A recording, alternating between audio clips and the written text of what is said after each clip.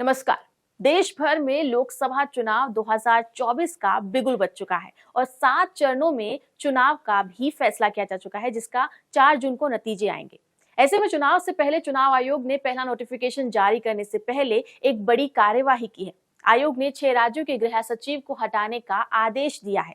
इसके अलावा पश्चिम बंगाल के डीजीपी को भी हटाने का आदेश दिया गया है।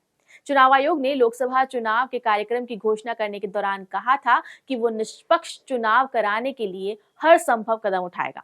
आपको बता दूं कि चुनाव आयोग ने गुजरात, उत्तर प्रदेश, बिहार, झारखंड, हिमाचल प्रदेश और उत्तराखंड के गृह सचिवों को हटाने का आदेश दिया है।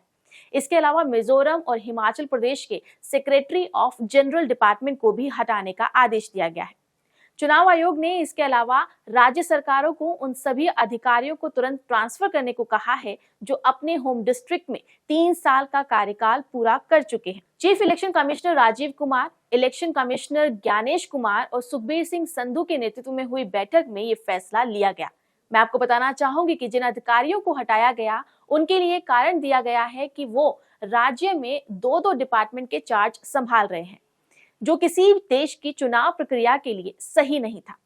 चुनाव आयोग ने पश्चिम बंगाल के डीजीपी राजीव कुमार को हटाने के लिए भी प्रोसेस शुरू करने को कहा है। बंगाल में 2016 के विधानसभा चुनाव और 2019 के लोकसभा चुनाव में भी ऐसी कार्यवाही की गई थी। इन 7 राज्यों में जिन अधिकारियों को हटाया गया है, उनके पास उन राज्यों के चीफ मिनिस्टर्स ऑफिस में दोहरे प्रभार थे, जो इलेक्शन के दौरान निष्पक्षता और कानून व्यवस्था यानी सुरक्षा बलों की तैनाती को लेकर भी समझौता कर सकते थे।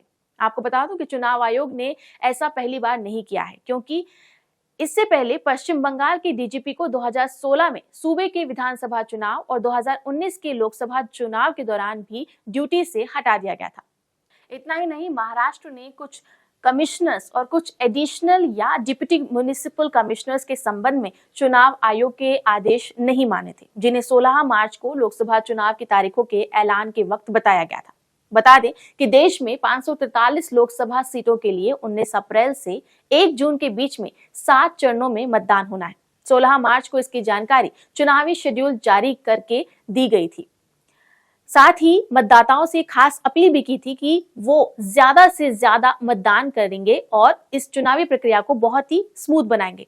ये चुनाव की प्रक्रिया देश भर में 43 दिन तक चलेगी। 19 अप्रैल को पहले चरण की वोटिंग होगी, जबकि दूसरा चरण 26 अप्रैल, तीसरा 7 मई, चौथा 13 मई, पांचवा 20 मई और छठा फेज 25 मई को शुरू होगा और 7वें चरण का मतदान 1 जून को होगा। फिलहाल इस खबर में इतना ही। बने रहिए क्लिक इंडिया के साथ। नमस्कार।